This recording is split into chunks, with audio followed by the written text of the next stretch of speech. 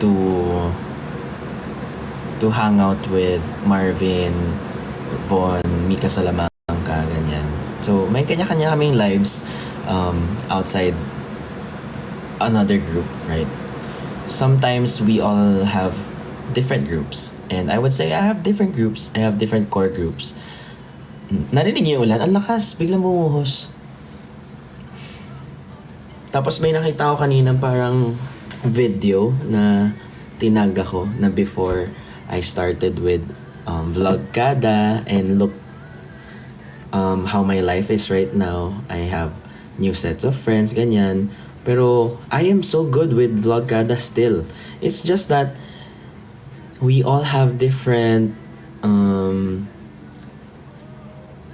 meron kami kanya-kanyang buhay now. Yung iba nagka-jowa, yung iba nagkaroon ng different interests. Even yung viewers namin before as Vlogkada, they already grew up. Tumanda na sila, nag-iba na rin yung interest nila. Maaaring yung mga mahiling mag-YouTube dati, hindi na mahiling mag-YouTube ngayon. Tapos biglang napadpad sa live sa TikTok, ganyan. We all have phases in our lives. And I feel like, ganun din naman dito sa Team Bardagulan. Ngayon, happy-happy tayo. Pero I'm sure, few months from now, baka hindi na ako makapag-live masyado dahil malaki na yung anak ko, different na yung priorities ko. Gusto ko mas maging present kapag iba na yung milestones ng anak ko, pag malaki na siya. Syempre, hindi na siya laging tulog. Ngayon pa lang, actually, nakikita ko na yung signs na nag-iiba na yung tulog niya and tumatanda na siya. Tumatanda agad. Magpa 5 months pa lang. And that's the beauty of life. Sana kapag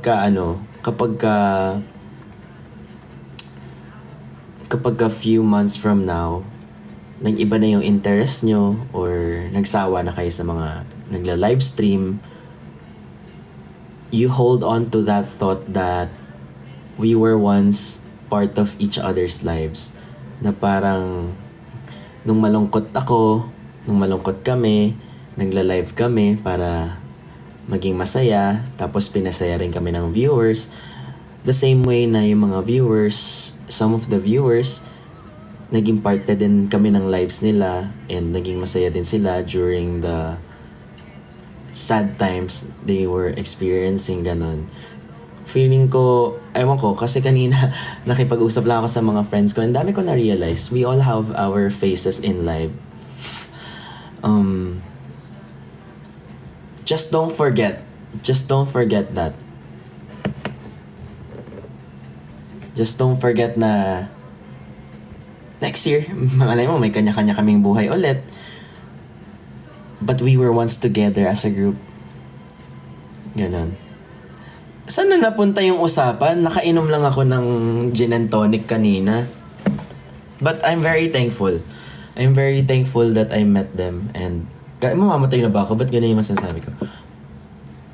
I'm very thankful and I just wanna kind of manage expectations from people kasi minsan, hindi porket hindi mo nakasama sa live, hindi mo nakasama sa mga content mo, hindi na sila friends, ganyan. I think, medyo nagka-concern ako ng ganun. Diba? Like kahapon, naka-live ko si Q. Akala nung iba, magkagalit kami. It's just that, ganun ang life. We grow older. We have different interests in time. Nagcha-change siya. And I'm a parent now. For sure, habang lumalaki ang anak ko, mas nagla-less yung time ko for social media. And I want you guys to remember na we were part of each other's lives. At some point in our lives. Emotional.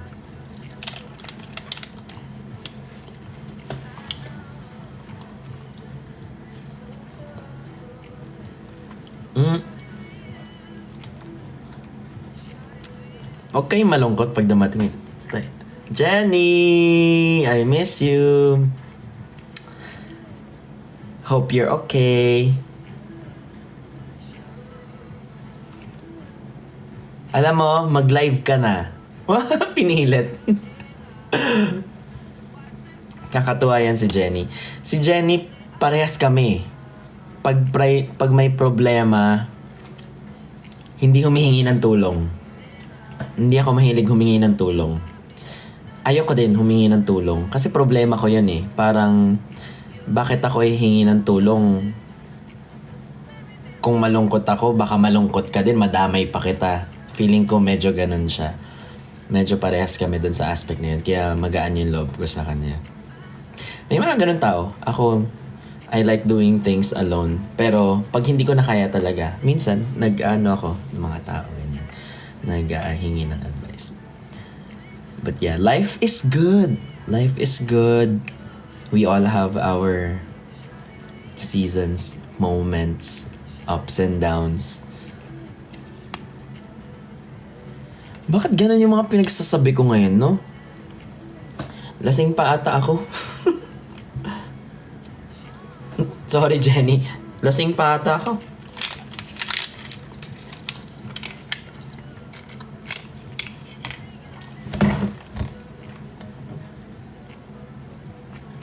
Sarap.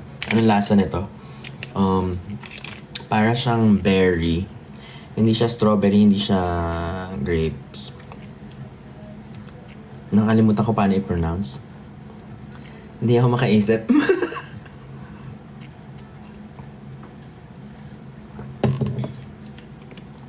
Meron kasi akong mga nakikitang comments na I don't want to be negative, pero parang simula nung nagla-live ako, parang dina-downgrade ko daw yung image ko, ganun. Na hindi ko man maintindihan kasi saan yun nanggagaling. Kasi ako sobrang na-enjoy ko yung ginagawa ko ngayon. Walang pressure. I feel like meron akong mga nakakausap. I feel like genuinely sobrang supportive kayo. So, saang part ko din-downgrade yung career ko? Parang ganon.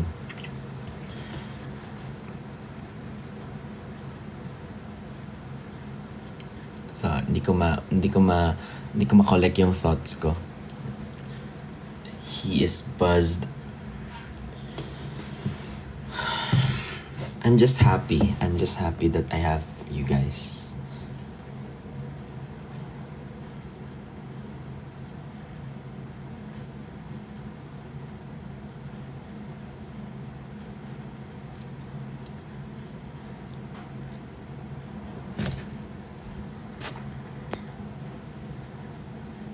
Gusto ko na mag-edit din ng video kasi meron na akong vlog talaga.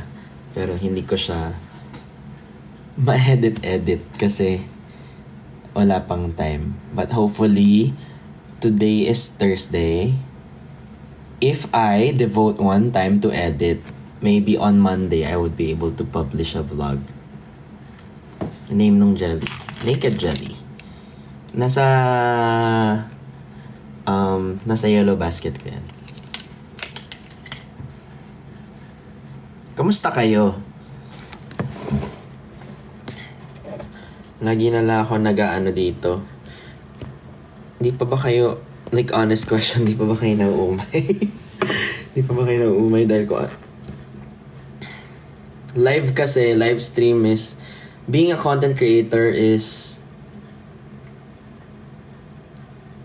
somewhat feeding your...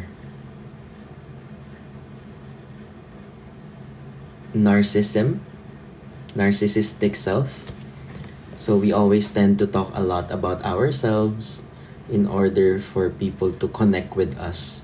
And sometimes I do acknowledge na it goes beyond just sharing, na parang masyado ng about ourselves. And that's something I wanna avoid. Hindi ko ako napansin nyo, yung IG ko, ang dami ko ng mga in-archive na posts dahil Hindi kasi ako maganon before ako naging content creator. Hindi ako ma-selfie. Mahilig ako mag-record on my own. Mga dub smash, ganyan. I just feel like lately, may ganong faces ako na parang, oh, ano ba itong mga pinagagawa ko, pinagre-record ko before? But I have to accept that kasi parte yun ng buhay ko. Pero may mga ganong faces tayo. I have to admit. Nagigets niyo pa ba yung sinasabi ko, guys? Kasi sabog na yung thoughts.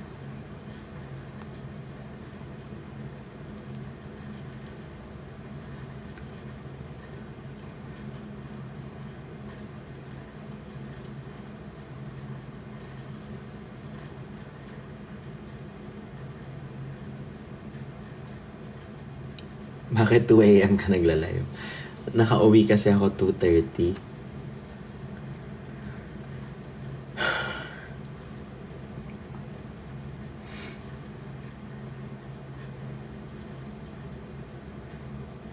No edits sa live. That's true. Kaya siguro sobrang enjoy ako kasi pag nagla-live ako, hindi ko iniisip kung anong parte ng mga sinasabi ko yung i-curate ko for the public, which is editing for vlogs. Kasi pinipili mo yung mga scenes. And just because it's curated, it doesn't mean that it's not authentic. It just means you're choosing the highlights of your life.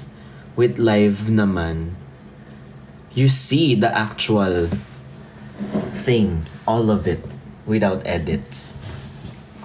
Kayo nga lang nag-e-edit minsan, which is also fun.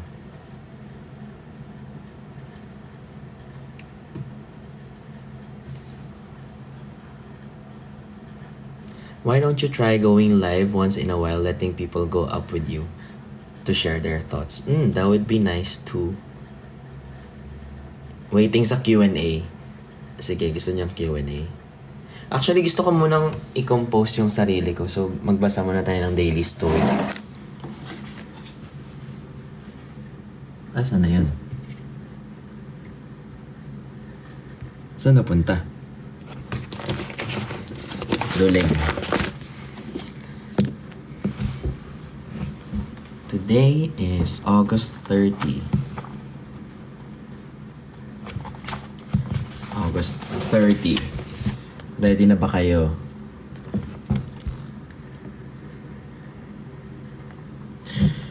To be honest, kaya din ako masyado nag-overthink kasi I have been doing live for 2 months and for sure I might have said a lot of wrong things or something that I thought were or was wrong. Kasi hindi ko yan control. Hindi siya controllable as compared sa nung vlogging ako. Lahat na nasa screen ko. I have to think 10 times before I publish it. Ngayon, whatever comes up in my mind, I say it right away. So I think that makes me anxious sometimes when I do live because as much as possible, I don't wanna step on someone else's toes. I don't wanna say the wrong things, but at the same time, I wanna be free and not think about these, not overthink about everything, ganyan. So that's what makes me nervous when I'm doing live. But iba kasing klase kayo, walang halong bola. Ibang klase yung community ng mga nagla-live. Kasi once na makilala nyo yung mga paborito nyo na nagla-live, naiintindihan nyo talaga yung personality nila. So thanks for that. Anyway, August 30. If you start something and right away feel yourself getting lazy and irritated, first ask yourself, why am I doing this? If it really is necessary, ask yourself, what's behind the reluctance, fear, spite, fatigue? Don't forge ahead hoping that someone will come along and relieve you of this task you don't want to do. Or that someone else will suddenly explain why and what you are doing matters. Don't be the person who says yes with their mouth but no with their action. Steve Jobs told Business Week in 2005, only midway through Apple's stunning rise to becoming one of the world's most valuable companies. Quality is much better than quantity. One home run is much better than two doubles. I-absorb ko muna.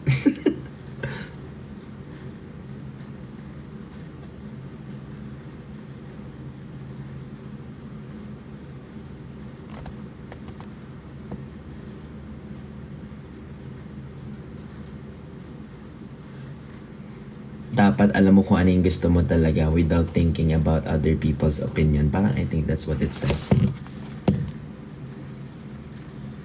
Parang napapahamak. Kita mo, kaya ako na-anxious sa live. May mga ganitong lutang moments ako. But did you get it?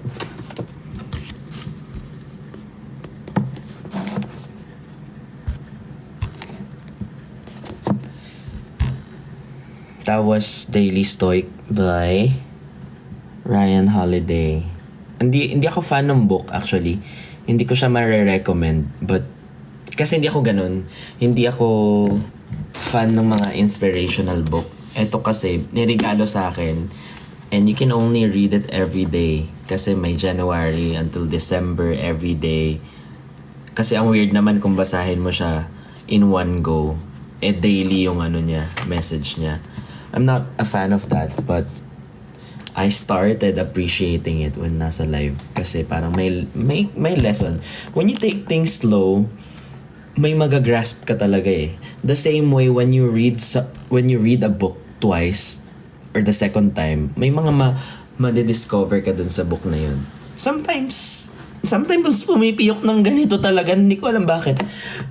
Sometimes when you take things slowly, dun mo ma-appreciate yung buhay itself. Dun mo ma-realize na dapat di ka pala nagmamadali. Kasi why are you rushing? Why are you rushing everything?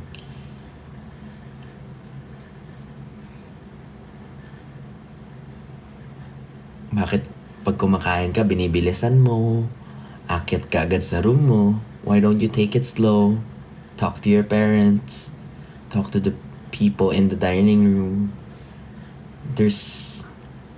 We often forget the magic in taking it slow and appreciating the moment. Guilty din ako dyan. Kasi personality ko, aligaga ako eh. Dapat tapos na to. Dapat next na. Dapat planado yung buong araw ko. Kasi hindi ako mapapakali pag meron akong bakanting oras na wala akong ginagawa. But sometimes yung wala kang ginagawa, just being in the present, enjoying the actual flow of time, yun pa yung pinaka-meaningful. Doon ka pa at peace. Yun pa yung pinakakalma mong state. Gets mo? Like, can we inhale and exhale the same time? Ngayon, di ba nanonood ka ng live? Pero alam ko maraming pasok sa isip mo. Maraming distractions. Marami kang iniisip kaya ka nanood ng live. Tapos pag natapos ako mag-live, hindi mo alam ano nang gagawin mo. Magte-TikTok ka ba? Titingin ka ba ng ibang social media app? Mag-scroll ka pa ba? Or bago ka matulog, ano pa ba i-check mo? Ano yung isipin mo bukas? Let's breathe. Inhale. Exhale. Inhale for 4 seconds. Exhale 8 seconds.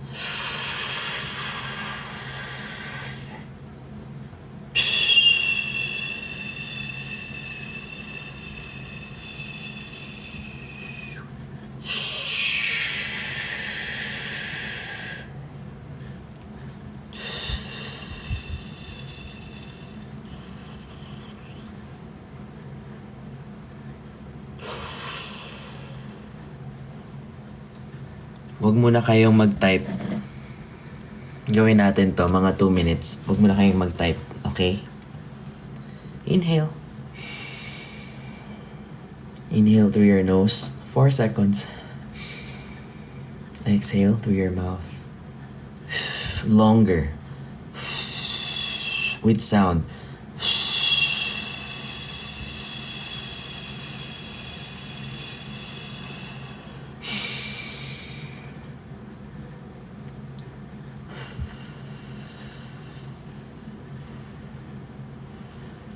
Habang nag-inhale, exhale ka, wala kang iniisip. Hindi mo iniisip na nanonood ka sa akin. Ang iniisip mo lang, yung sound ng breathing mo.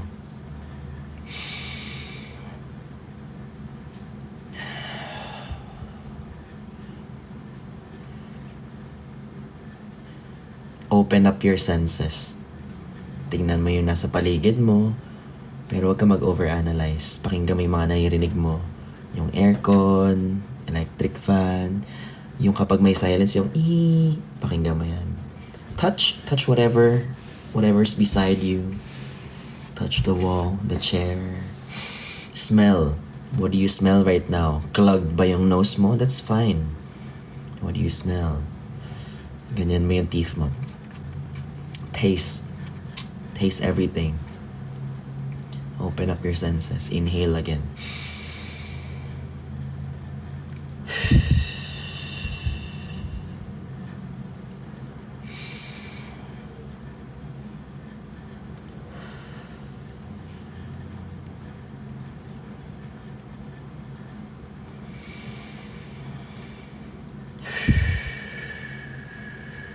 In this moment, wala kang iisiping iba. Let's take another 2 minutes. Etong 2 minutes na magfo-focus ka sa inhale, exhale mo, walang mawawala sa'yo. Bukas, kunyari, wala kang class, wala kang work, wala kang deadline, wala kang isipin. Kunyari, bukas pagising mo, hindi nag-aaway ang parents mo. Pagising mo, hindi kayo nag-aaway ng jowa mo, hindi ka nawalan ng kaibigan. Focus on this 2 minutes. Inhale.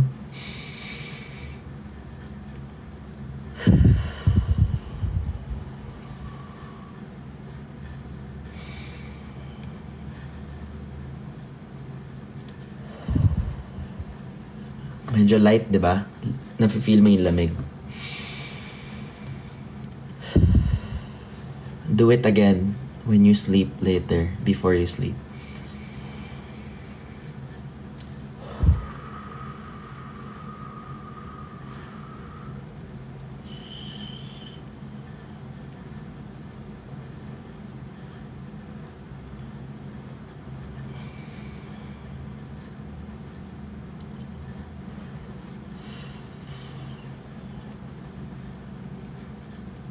Do you feel Do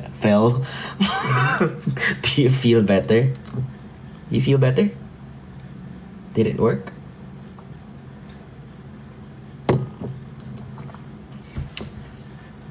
You feel better? You have the urge to cry? You have the urge to be more calm? That's also good. For 5 minutes, do it again. Do it again for 5 minutes. Inhale, exhale. Yun yung starting point for meditation. Inhale, exhale. Walang mawawala. For 5 minutes, wala kang iisipin. Hindi mo iisipin na bukas pag work, hindi mo gusto yung trabaho mo. Hindi mo iisipin bukas na pagpunta mo ng work, doon na naman yung boss ko, nandi ko trip. Doon na naman yung teacher ko, nandi ko trip. Mahirap na naman sa school. Hindi ko kaya mag-aral knowing na naghihirap kami sa bahay. Huwag mo isipin yan lahat. 5 minutes. 5 minutes. Wala kang isipin. Isipin mo yung sarili mo for 5 minutes. Sarap. Nakakaiyak.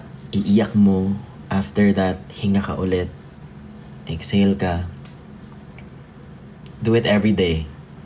Do it every day, and then you think clearly. Tsaka mo iplano, ano dapat kong gawin. Bukas na. Meditate ka, tulog ka. Usap tayo. Ganun. Mahirap pa yan mahirap pa yan gawin dahil nagsasalita ako dito sa live. Do it later in your bed. 5 minutes. 10 minutes. I do it 15 minutes to 30 minutes. Timer ka. Wala mawawala. Buong mundo tulog ngayon. 3 a.m. Sinong gising ngayon? 2,500 na nanonood sa akin. Gising ngayon. Yung mga inaalala mo, yung mga ino-overthink mo, lahat tulog. Give yourself that 15 minutes. Just give yourself that. Feel better?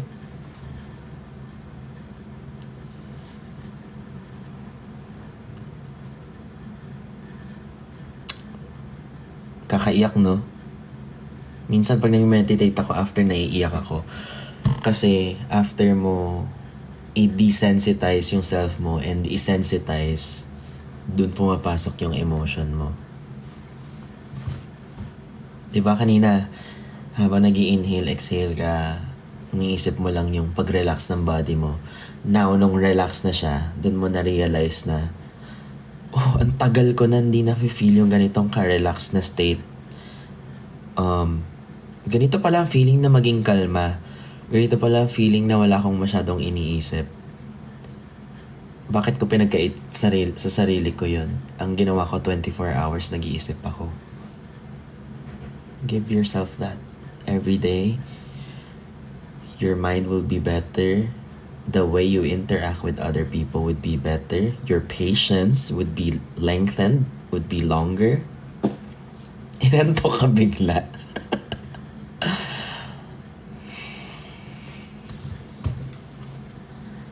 Mukhang tanga naman to si Ben no? Nagpa-meditate sa live. Basta meditate ka. Wala kang pakialam kung breadwinner ka, kung wala kang trabaho, kung hinahanap mo kung ano yung gusto mo, kung lost na lost ka. Tingin mo wala kang kwentang tao, wala kang kwentang Joe, wala kang kwentang kaibigan, hindi ka kamahal-mahal. Erase that. Focus on your breathing.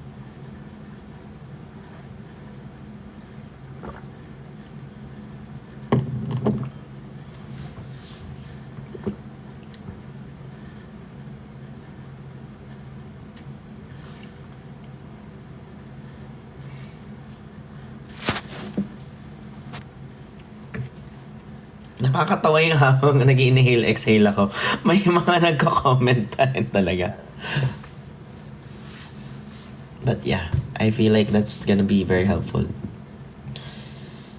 Kasi meditation, hindi naman natin ginagawa yan unless we consciously want to, try to. Hindi ko rin yan naman na-realize until tinry ko siya. Nanood ako ng mga YouTube videos. Dumating ako sa point na kaya ko mag-meditate 30 minutes, 1 hour. After nun, parang nawala ako dun sa sarili kong katawan. Pero after nun, clear mind, light body.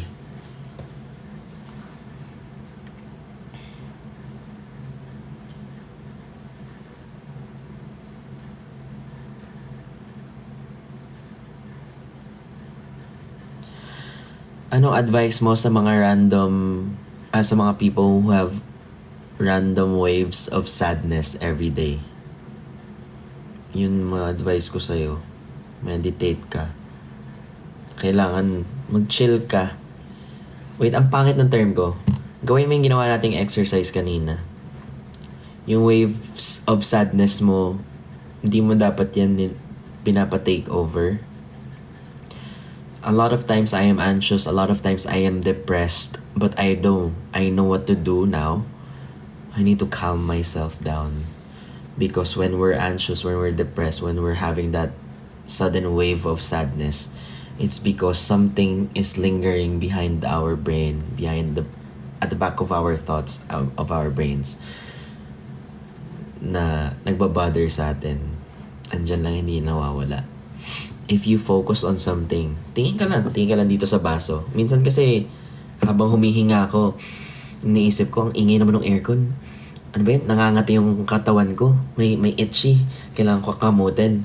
Ignore mo lahat yan. Focus ka lang sa breathing mo. Even focusing on your breathing, even listening to your breathing is also a thought. So start ka doon. Eventually, pag nag-meditate ka, mawawala yung thought na iniisip ko, barado ilong ko, mawawala yan. You're just inhaling, exhaling, relaxing. Yan. Hindi mo na maiisip na you're also meditating. Just keep doing that. After that, give yourself 15 minutes. After that, promise, magugulat ka, hala, ako ba yun? Hindi ka aantokin eh. Nagme-meditate ka eh. Nagme-meditate ka, hindi ka aantokin talaga. Hindi ka matutulog nun. Hirap mag-meditate pag marami yung iniisip. Kaya kung kaya 20 minutes, gawin mo 20 minutes. Sa umpisa lang yan eh. First 3 minutes to 5 minutes, hardest. Kasi dahil mo iniisip. Baka may pumasok bigla sa kwarto. Baka may tumunog yung cellphone ko. Lahat naiisip mo. Lahat na-observe mo. Bukas, anong oras kaya alarm ko? Late na naman ako matutulog. Umisipin lahat. Hinga ka lang. Helpful ba, guys? Sinashare ko lang din yung natutunan ko. Ben, hindi ako makatulog dun sa pinakaayaw mong artista. That was a mistake. Dapat hindi ko na yun shinare sa live. Hindi nagbago yung feeling ko sa kanya. Hindi ko rin siya na-misunderstand. But I don't wanna... That's it. Erase na natin yun. Dapat di ko na siya bring up. Na-bring up lang din siya. But erase na yun. Relax lang tayo.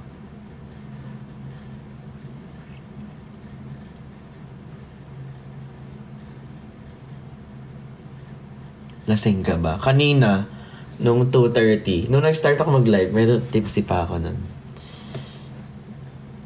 Shit, ang emotional ko pa kanina. Kasi... Oy! Esnir! Hello! Alam niyo ba si Esnir? Nahuhuli ko yan eh. Na... matagal siya tumingin sa akin. Parang feeling ko... same yung nararamdaman namin sa isa't isa. Ganon. May times na... ayoko na ituloy. Ayoko na ituloy. Joke lang. Love ko yan si Esnir. I think yung character niya very pure and very... Sabi ko nga dati, yung EQ niya, sobrang taas. Makikita mo kasi paano makihalubilo yung isang tao. For you to be successfully be able to connect to someone, you have to be able to gauge kung anong klaseng tao yung isang tao. And magaling siya dun.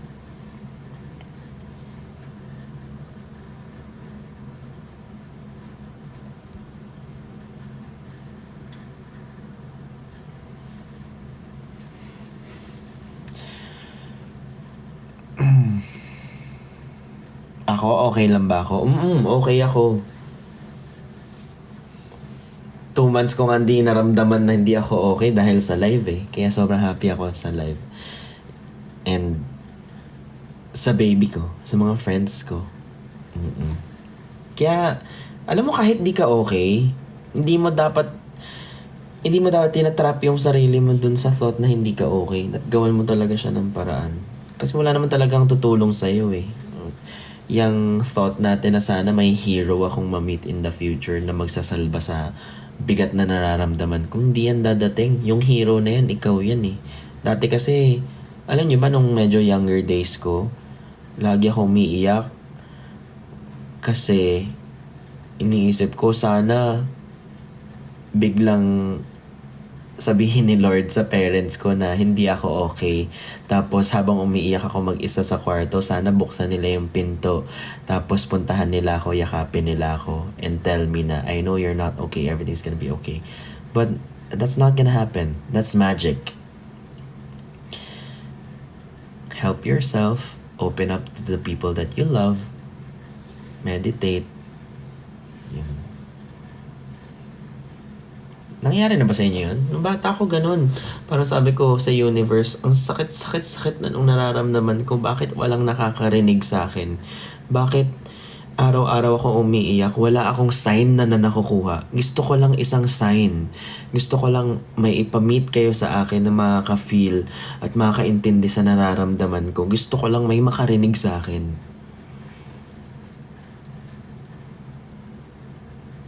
Pero dapat sarili mo yun.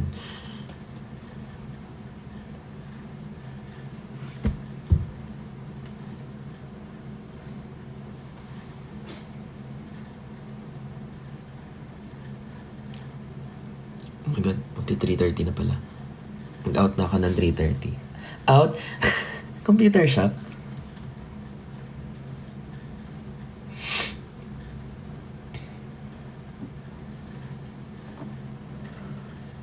Sad ka ba ngayon? Andito kami para makinig sa'yo. Hindi ako sad ngayon. Siguro after hanging out with my friends, na-realize ko na iba-ibang seasons ng tao. And even viewers, iba-iba yung seasons. May times andyan sila, may times na hindi na, and you cannot take that away from them. Yung mga nanonood sa akin, may time kayo ngayon dahil nagsa-school kayo, free kayo sa work. Few months from now, maybe next month, may bago ka ng work, mas kailangan mo more time to focus on your work, or iba na yung interest mong panoorin from watching live, bumalik ka sa K-drama, that's fine. Tandaan nyo lang, naging parte tayo ng buhay ng isa't isa, and hindi natin mabubura yun. And i-treasure natin yun. Kasi minsan, na-miss ko yung live nila Ben, ngayon iba na yung mga nagla-live. Or kunyari, nagla-live si Ben ngayon, dati miss ko yung OGs lang, yung apat na nagla-live lang. Marami din akong namimiss na hindi ko may ibabalik dahil nag-iiba talaga ang daloy ng buhay. Basta, remember nyo yung happy times nyo. Ganun. Kasi kaya naman din... galing yun. Kasi minsan may mga nagsasabi, itong YouTuber na to, iba na siya ngayon. Iba na yung binavlog niya.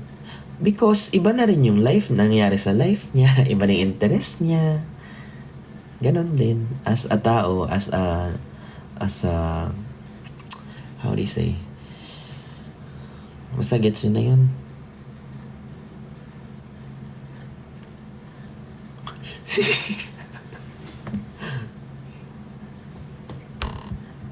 May mga nag-live ba ngayon na iba? Kanina.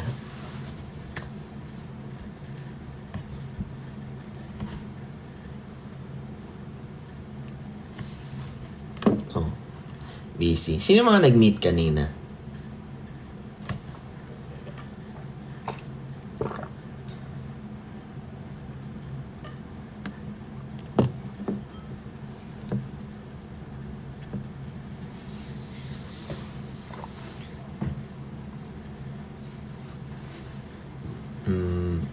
Breaks Perlas na Inigo.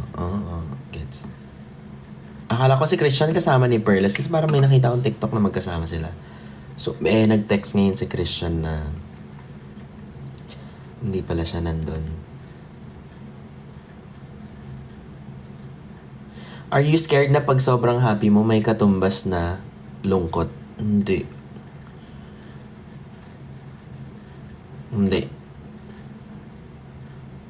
May ganun bang thought kayo? Ayoko maging masaya ngayon kasi baka malungkot na ako mamaya. Usog yan, usog. Pag masaya ka, masaya ka. Pag malungkot ka, malungkot ka. Pero narinig ko na yan. Maaari namang totoo din. Sobrang saya mo ngayon, may lungkot. Pero kasi, hindi mo malalaman na tunay kang masaya kung hindi mo... hindi mo malalaman na tunay kang masaya kapag hindi mo naranasan yung lungkot. Kasi kapag lagi kang masaya, you don't know what loneliness means anymore. Tama? Pag lagi kang malungkot, if ang human beings malungkot by default, then human beings wouldn't know what happiness is about. Pag alam mo masaya, pag alam mo malungkot, then mafe-feel mo lahat ng emotion. Imagine mo, perfect yung buhay, happy tayo lahat. We get everything that we want. We have perfect relationships with everybody. We wouldn't know what loneliness is about. And that's kind of sad. Being happy 100% of the time, it's kind of sad. Because that's also sort of like boring. And hindi ko nga alam kung categorize pa siya as happiness if happiness lang talaga nag-exist. Diba? There's balance in everything. And that's fine. Pero huwag mo naman isipin na success ako ngayon so baka dadating yung failure ko. Hindi naman din siya ganun. I think. That's it. I'm gonna sleep. Good night. Night. Happy. Good night. Pasensya na pinag-meditate ko kayo.